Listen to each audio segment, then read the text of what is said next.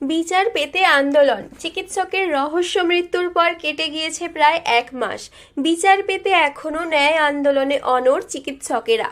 পরিষেবা যাতে বিঘ্নিত না হয়, সাধারণ মানুষকে সুবিধা দিতে শুরু হয়েছিল অভয়া ক্লিনিক, যেখানে চিকিৎসা পরিষেবা পেতে হাসপাতালে আসা সাধারণ মানুষকে পরিষেবা দিয়েছেন চিকিৎসকেরা। তবে এই আন্দোলন থেকে যাতে শিক্ষার্থীদের পাঠ গ্রহণেও অসুবিধা না হয়, চিকিৎসকদের অভিনব আয়োজন অবাক করবে সকলকে।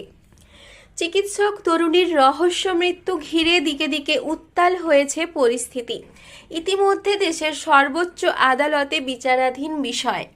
চিকিৎসক তরুণীর মৃত্যুর পর সুবিচারের দাবি জানিয়ে আন্দোলনে নেমেছিলেন মেদিনীপুর মেডিকেল কলেজ ও হাসপাতালের চিকিৎসকেরা। তবে আন্দোলন থেকে সাধারণ মানুষের যাতে কোনোরূপ অসুবিধা না হয়, চিকিৎসকেরা রোগীদের পরিষেবা দিতে শুরু করেছিলেন অভয়া ক্লিনিক।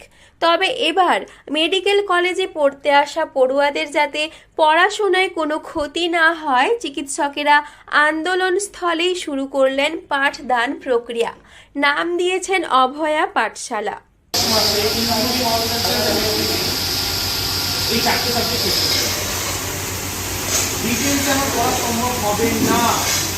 এবং অভয়া ক্লিনিকের পাশাপাশি আজকে আমরা উদ্যোগ নিয়েছি নতুন জিনিস চালু করার জন্য, সেটা হচ্ছে অভয়া পাঠশালা।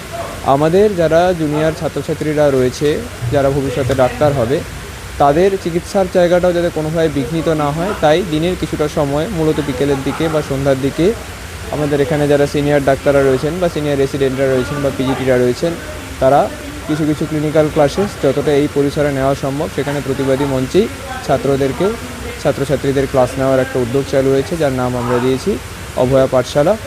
যেখানে মেডিকেল কলেজের স্নাতক স্তরের 100 জন ছাত্রছাত্রীদের 2টি ব্যাচে ক্লাস করাবেন মেডিকেল কলেজের সিনিয়র রেসিডেন্ট বা পিজিটিরা।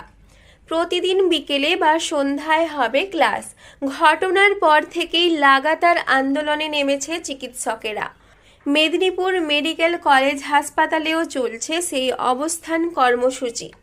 চিকিৎসা পরিষেবা জারি রাখতে প্রতিদিন মেদিনীপুর মেডিকেল কলেজ ও হাসপাতালের অবস্থান মঞ্চে স্বাস্থ্য পরিষেবা দিতে অভয়া ক্লিনিকের সূচনা হয়েছে। এবার আন্ডার গ্র্যাজুয়েট ছাত্রছাত্রীদের শিক্ষাদানে চলবে অভয়া পাঠশালা। পরিষেবা স্বাভাবিক রেখে ন্যায় বিচারের অবস্থান ও আন্দোলনের চিকিৎসকদের এই ভূমিকাকে প্রশংসা জানিয়েছেন সকলে।